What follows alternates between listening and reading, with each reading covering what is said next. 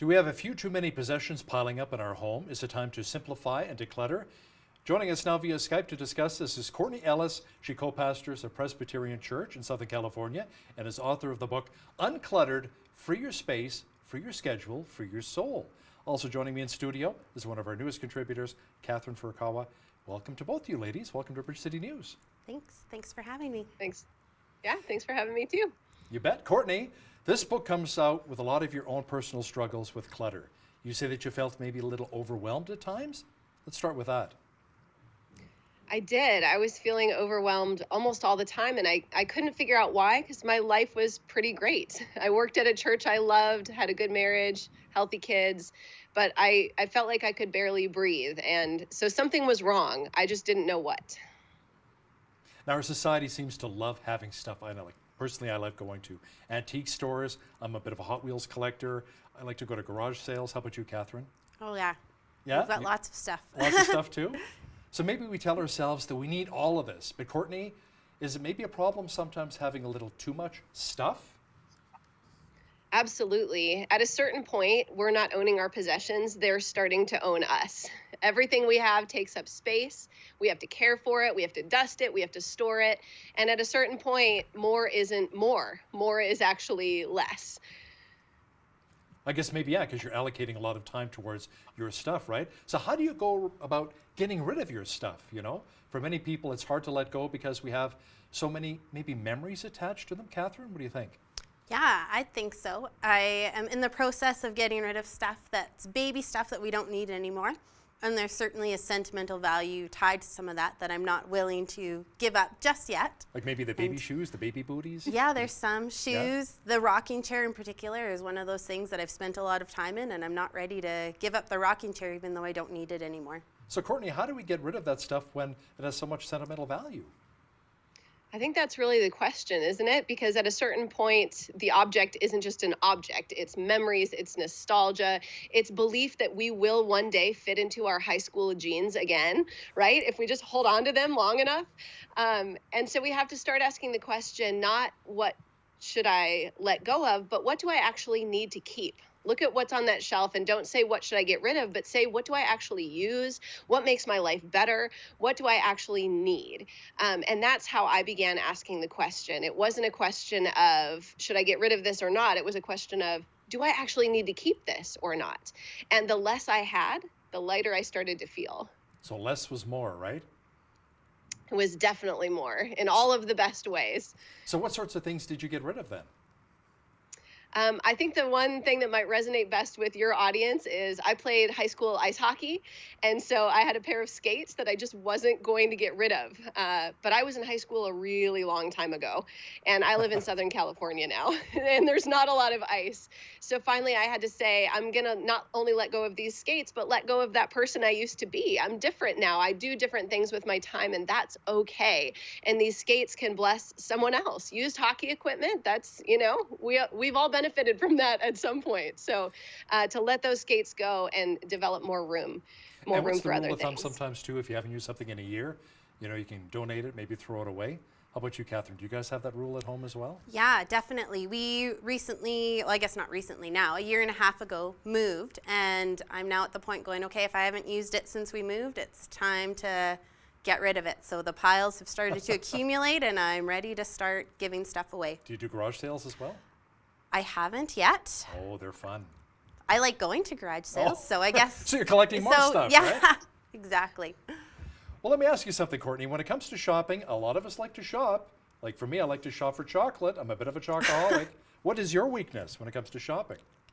Oh, I've got a chocolate thing. I'm right there with you. Okay.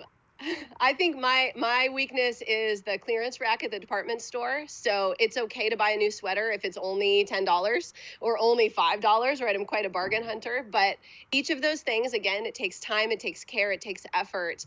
And I needed to start asking the question, why do I want to do this impulse shopping? What is so fun for me about this? What am I really hungry for?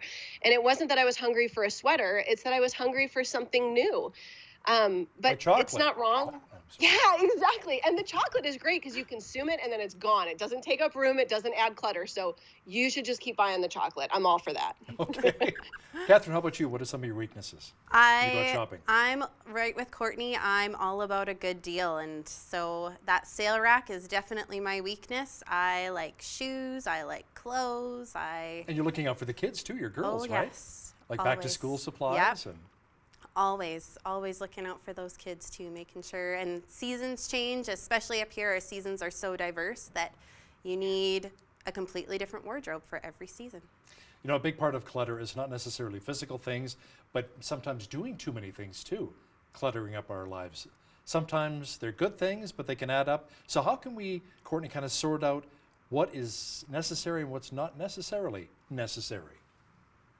That's a great way to put it, because too much of a good thing is too much, and then it's no longer a good thing. And for me, those feelings of being overwhelmed were less about the physical clutter, even though I had to get rid of things like the hockey skates, and more about my schedule. It was just packed to the gills. I didn't have time to breathe. And so I had to start saying, not just what is a good thing to do, but what does God have for me in this season? Because our lives go through these cycles of different seasons. I have young kids. And so apparently sleep is not in the cards for me right now in this season.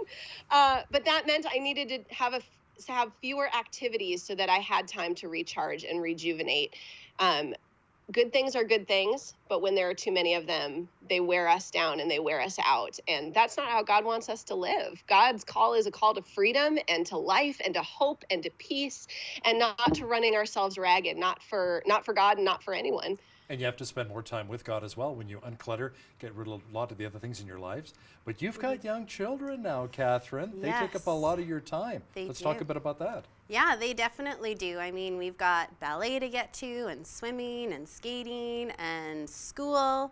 So it's always busy with kids. And in our house, we've tried to make our weekends sacred because my husband's not working. And so it's very rare that we would plan something on a Saturday or Sunday. Those are sacred family times that we try to keep sacred. I mean, obviously there's the odd thing that pops up, but during the day on Saturday and Sunday, we try to keep those times free in our lives because that's something for us that's important. Okay, I've got a question for both of you ladies. If you had to give something up that you're participating in your community or your church to try and make more time to rejuvenate your body, mind, and spirit and spend more time with God, what would be that one thing you would give up? I'll start with you, Catherine. Oh man, I don't know. Right Binge now, watching, maybe your yeah, favorite TV maybe show? that would be it. Yeah. Netflix. I'd have to give up Oh, Netflix, I think. Okay. Courtney, how about you? What would you give up? I'm just going to stop cleaning the house. Oh, I okay. can get on board with that one too. Well, your hubby can that help would you be out with that, great, right? wouldn't it? That would be great. No, I think that often we give away our time in these little bits. It's less, I need to give up swim lessons, and it's more, if I don't log onto my phone all the time throughout the day, that adds up to hours. Hours of brain space, hours of prayer time, hours of being able to connect with my husband, with my friends. And one of the things the book talks about is paring down our digital connection, so that it's not that a cell phone is bad. I have a smartphone that I use. But when we create boundaries around that, suddenly we get a lot of our time back. You know, that's a good point. I know a lot of people spend hours upon hours on Facebook or Twitter. They're tweeting, they're hanging out with the trolls, or they're going on Instagram, or whatever the case, Pinterest, getting a new recipe perhaps. So how do you try and limit yourself and put those limits or boundaries within yourself and your family? How do you do that when it comes to social media? It's difficult, isn't it? Because there are 1,000 engineers on the other side of that screen. Often we just think it's us and our weak willpower, just us versus the cell phone, but it's not. There are so many people on the other side that make money if we click or scroll or log on. And so what I've found is I have to create some hurdles for me to get online. So my smartphone doesn't have an internet browser anymore. I have to be at an actual computer to get on social media, which means when I'm out, I don't have to think, oh, I shouldn't get on Facebook. I just can't get on Facebook. And suddenly I'm noticing my kids and I'm talking to my neighbor, and I don't have to make myself do it. It's just been done for me. And that's been part of the key for me and reducing that decision fatigue. That's wonderful. That's great, putting those kind of parameters around your social media. Catherine, how about for you? I've done the same thing. I haven't currently, but I have before taken Facebook and Instagram off my phone so that I have to, same thing, on a computer or on an iPad, which I've certainly noticed that difference as well, that you have to be intentional about logging on instead of it being mindless. But at the moment, I will confess that I have everything, the app right on my phone, and the access is easy in there, and Little certainly knows FaceTime it. and Messenger. Yeah, always. Courtney, can you explain what hospitality has to do with uncluttering our lives? Is because that just sounds like a lot more work. It does, doesn't it? I think I set out to write this book because I was overwhelmed and I needed less in my life. And the biggest surprise was that as I pared down, as I got rid of unnecessary possessions and unnecessary events and did less in the digital world, God started to fill my open hands with more wonderful things. So the gift of Sabbath, the gift of hospitality, the gift of connecting with my neighbors and my friends in deeper ways.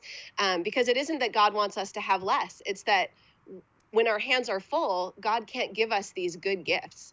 And so the book started out being about less and ended up being about more.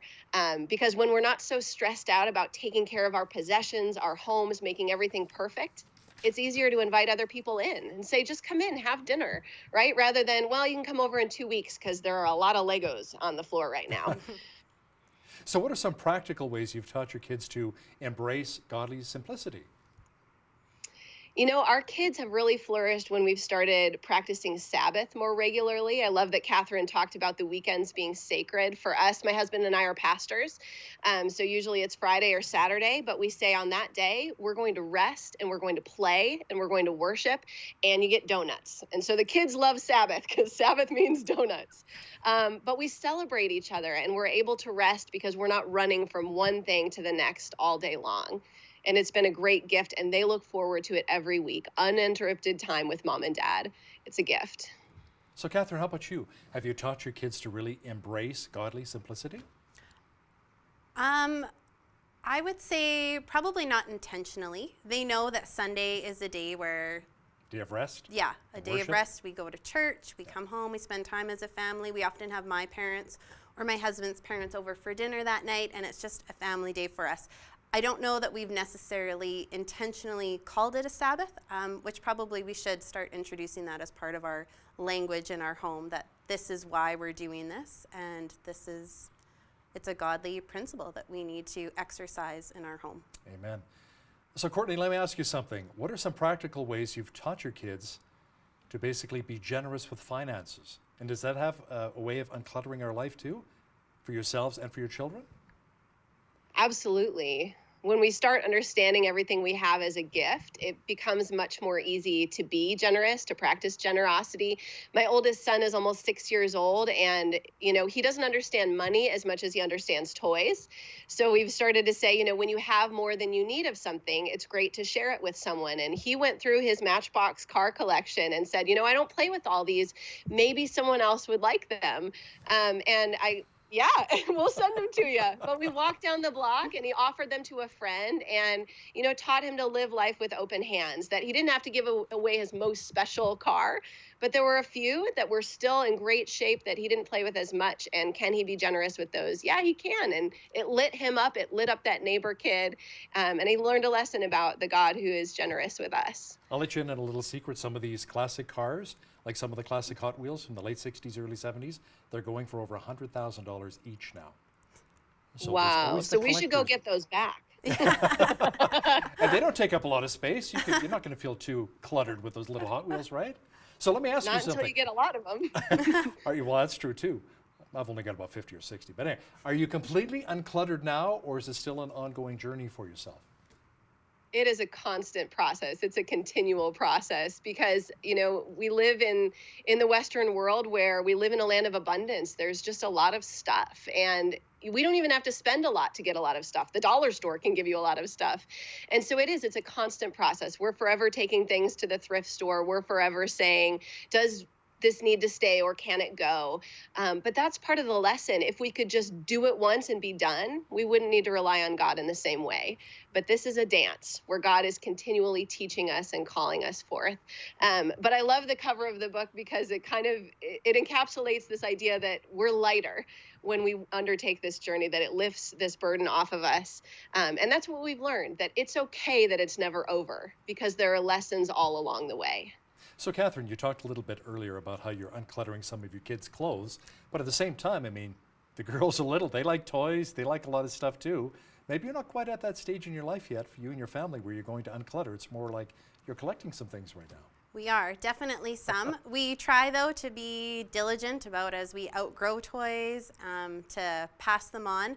At my daughter's school, they actually had a used toy sale right after Christmas, which was great. So all the kids brought in toys, and then they sold them similar to a garage sale at the school, and it was a great way to unload some stuff. Unfortunately, we also sent a loony to school with our daughter, so she came home with some stuff. But we definitely unloaded more than she came home with. So I guess overall it was a win. Oh, and that's right. Courtney Ellis, author of Uncluttered, Free Your Space, Free Your Schedule, Free Your Soul. And Catherine FURUKAWA, one of our regular contributors now with BCN. Ladies, thanks so much for joining us today. Thanks for having me. Thanks for having me. On behalf of all of us here at BCN, I'm Hal Roberts. God bless, uncluttered, and have a great night.